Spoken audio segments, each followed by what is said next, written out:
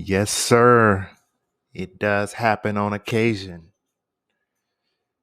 I consider myself a low limit sports bettor. If you're familiar with poker, you know, a low limits poker player he plays 1-2, 1-3, 2-5, maybe 5-10 in some cases. Middle stakes players play 10-20, 20-40, and the high stakes players plays 50-100. I'm a 1-2 poker player, and I'm a low stakes sports gambler.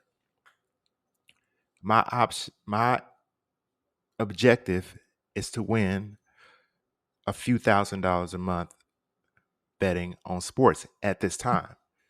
Now, would I like to move up in stakes? Of course. There's people in this business make seven figures. There's people in this business make six figures a year. I'm not there yet. I am a low stakes sports bettor. I want to make a few $1,000s a month. My goal is $4,000 a month. That's my goal at this time, which can change at any time. So, what this video is about is that I made over 7K in one day betting on sports. It was 9/18, 2023, the end of week 2 in the NFL, where I won over 7K on DraftKings playing DFS. These weren't on sports bets, they were on DFS, which is daily fantasy sports. My total investment on 9/18 was $60. I entered 4 events. Each contest was a $15 entry. I cashed out for over 7K. It doesn't happen often, but it does happen. My biggest win prior in a DFS contest was $2,000 a few years ago. But what I've done, I've narrowed my focus in DFS and don't just play anything and play what I'm getting the best results off of, which are the showdown contests for NFL and NBA. Not saying I don't play other DFS type events. I'm doing what works for me. The main event I won the money out for was a Cleveland versus Pittsburgh showdown event. 5,000 in one event, 2,000 in the other contest. I use 3 tools with my sports betting, 3 main tools with my sports betting. And I'm including my DFS tool here. The DFS tool I use is Fantasy Labs. I don't have a link for it. I'm not an affiliate of that product, but I've been using it for a long time when it comes to DFS. I use props.cash, which is link is down in the description. And I use it also for my DFS to get player yard projections, rushing yard projections, and so on to help supplement what Fantasy Labs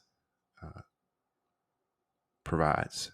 I also use OddsJam, link down in the description. Also, I use their Fantasy Optimizer, and I use their sports book product where I can see all the lines for the books, which also helps me also kind of really figuring out where Vegas feels about these players.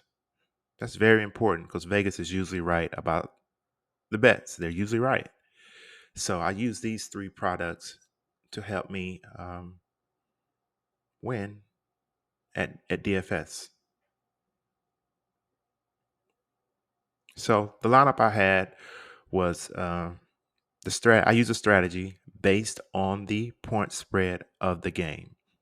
I thought this game was the point spread I think was 39 at the time when I put this lineup together.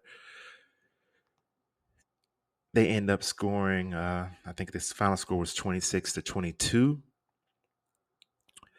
The strategy I use for lineups, like for when the point spread is around 40, I'm looking at QB1, WR1, which is wide receiver 1, and I'm looking at RB1, which is running back 1, to be the captain of my team.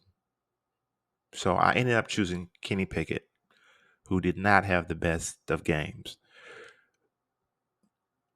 He was my captain. The other player I chose was Nick Chubb. We know he got hurt, but he was 89% owned in the contest that I was in. So almost everybody had Nick Chubb. The third player I took was the Pittsburgh defense, because I just had a feeling that the Pittsburgh defense was going to step up in home. They're home dogs. I think they're home dogs by 2.5 at one point. They were home dogs against Cleveland. I know it's a rivalry, but you come on. Pittsburgh can't be home dogs in home versus Cleveland. I took the Pittsburgh defense. They took it personally. I took it personally when I saw the line. And the fourth player that I manually selected was Pickens, the guy who the quarterback likes to throw to. And they end up having a great connection. If you watch that game, he was only throwing to Pickens the whole game, basically. So that helped out a lot. And then I let Fantasy Labs determine my other two players. I put in to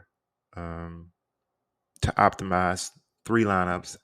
They gave me back 3 lineups. And out of those 3 lineups, I used my common sense and what research I've done to choose one out of those 3 lineups. The lineup that I chose, the extra 2 players were in was Ford, who came in handy because the other running back got hurt. So it came in very handy to have the backup. And the tool also chose Deshaun Watson, who didn't have a great game, but he put up some points. So there is a little luck involved in this. Pickens didn't have a great game, and you had a few people who I was going up against had Ford as the captain, which really paid off for them. And they had Pickens as the captain, which really paid off for them. And I had the Pittsburgh quarterback as my captain, and he did not have a great game. The thing that saved me was the defense. The defense was only like 5% owned. So that basically won me the contest. The defense had a huge game. As you can see, I had a total of 116 fantasy points. A lot of times when it's that low, you don't win. We just really we got a little lucky, and it's going to take that in these events. Again, the events I focus on are events that don't have too many people in them. 3 entry to single entry. That's what I like to focus on, because you have a better, if you're in a contest where everybody has 20 entries, to me, that doesn't work. Plus, it takes a whole lot of time to come up with 20 entries, and I don't like spending that much time doing that. You may have a bigger payout at the top, but I feel my chances of getting to the top against 1,000 people in a single entry contest is a lot better. I've been doing this since 2015, DFS on DraftKings, so I'm no rookie to this. I've tried a lot of different things, a lot of different strategies. And hey, sometimes we hit it, sometimes we don't. So overall on the weekend, or overall yesterday, we just go with, did it well. Overall on 9/18/2023, we were up 7K in DFS, and with sports betting, uh, Pikkit, which I use to track my sports betting picks, tell me I was up $56 yesterday.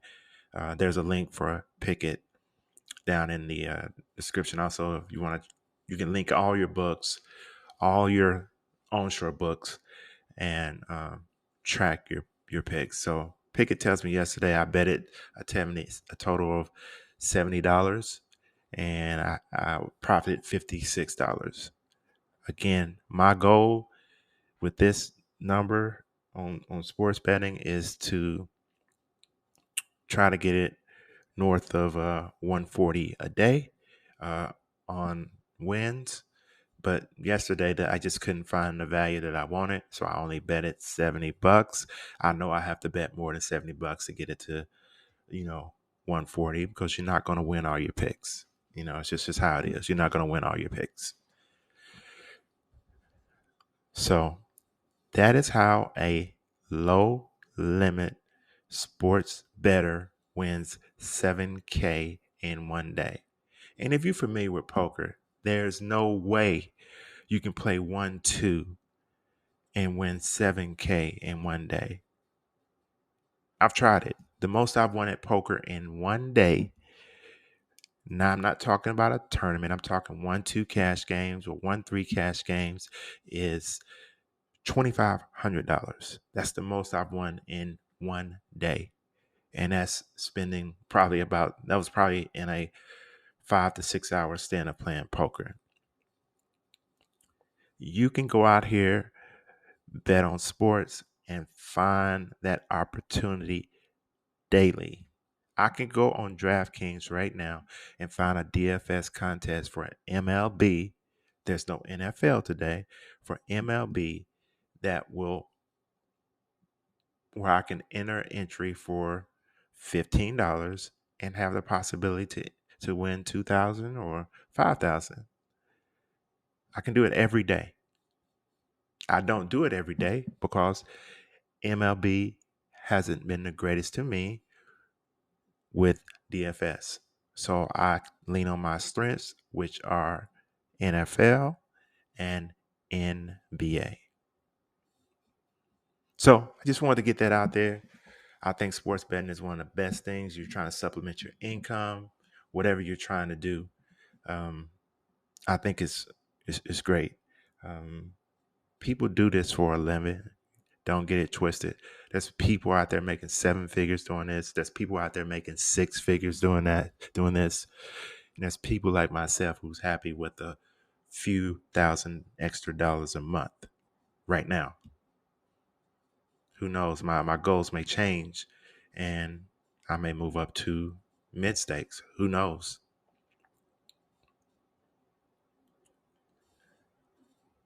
But hey, sports betting is great. You know, the market is open 24 hours a day. You know, you can find something to bet on all the time.